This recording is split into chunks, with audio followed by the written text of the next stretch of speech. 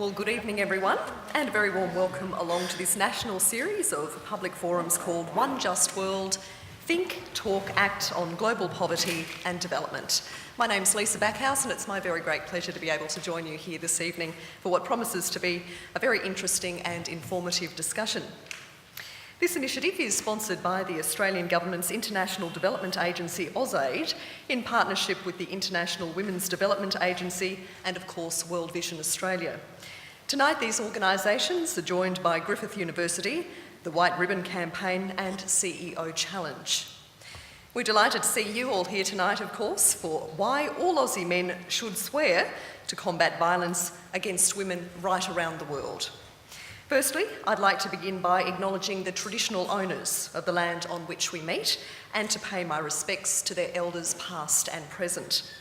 Respecting the rights and contributions of Indigenous peoples has been an increasingly important aspect of international development, as you would appreciate. One Just World is about providing a platform for ideas and discussion about important development and human rights issues and how these might be addressed, to enable you to question people directly involved in development, make your own suggestions, and find out more about ways in which you can contribute and get involved. Tonight we have three guests from varied backgrounds who will discuss the important issues of gender-based violence and how it affects us all, both here in Australia as well as on a global scale. Martin Luther King once said, "Our lives begin to end the day we become silent about things that matter." Are we doing everything we can to spread the message that violence against women will never be acceptable? Joining us all the way from Canada tonight is Michael Kaufman, founder of the White Ribbon Campaign, which is the largest effort in the world of men working to end violence against women. Michael is an educator and writer who works with men and boys to promote gender equality and to end violence against women. He's worked in 45 countries, extensively with the United Nations, as well as numerous governments and NGOs.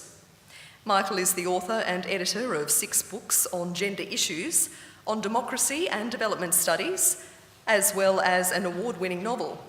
His articles have been translated into 15 languages. Married with 2 children, he lives in Toronto. Would you please welcome Michael Kaufman?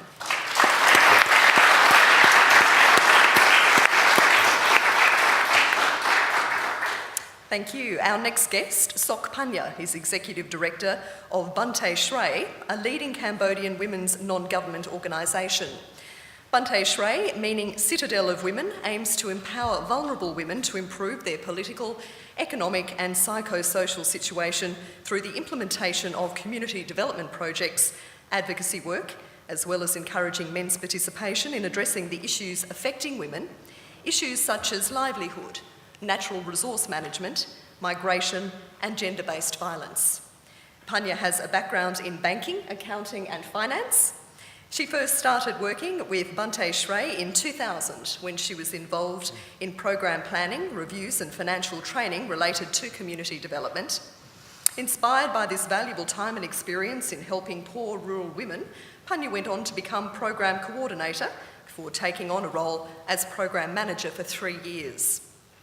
In her current role as director, Panya oversees strategic planning and program direction and provides oversight and guidance to managers in program implementation. Ladies and gentlemen, a special welcome please for Sok Panya.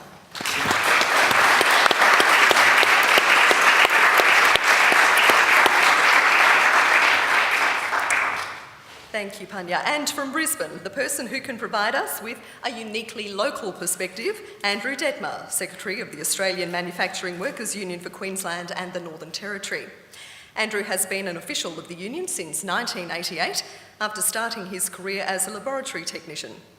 Andrew is currently chair of the Manufacturing Skills Queensland Advisory Committee and a member of the board of QMI Solutions Limited, a company dedicated to improving the skills, performance, innovation and capability of the Queensland manufacturing industry. He's also a member of the board of Construction Skills Queensland, a member of the Training and Employment Recognition Council, Vice President of the Queensland Council of Unions and President of the Australian Labor Party in Queensland. A very busy man. Would you please make Andrew Detmar very welcome?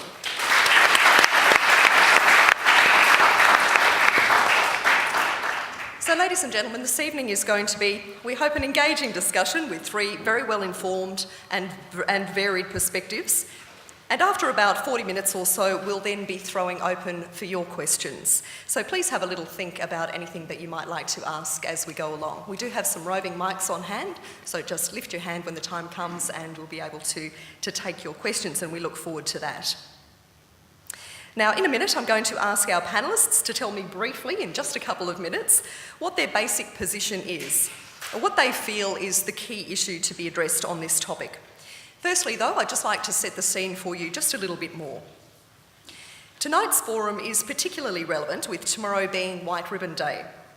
As many of you will know, the White Ribbon campaign aims to raise awareness among men and boys about the roles they can play to prevent violence against women. Culminating on the 25th of November each year on White Ribbon Day, the campaign asks men and boys of all ages to stand in solidarity with women and pledge to never commit, excuse, or be silent about violence against women. Now let's take a look at a few quite disturbing facts. Consider this for a moment. Globally, up to 6 out of every 10 women experience physical and/or sexual violence in their lifetime. A World Health Organization study of 24,000 women in 10 countries found that the prevalence of physical and/or sexual violence by a partner varied from 15% in urban Japan to 71% in rural Ethiopia. A 2003 report from the US Centers for Disease Control and Prevention estimates that the cost of intimate partner violence in the United States alone exceeds $5.8 billion every year. Among women aged between 15 and 44, acts of violence cause more death and disability than cancer, malaria, traffic accidents, and war combined. Quite a frightening statistic, isn't it? So what are we going to do to address this?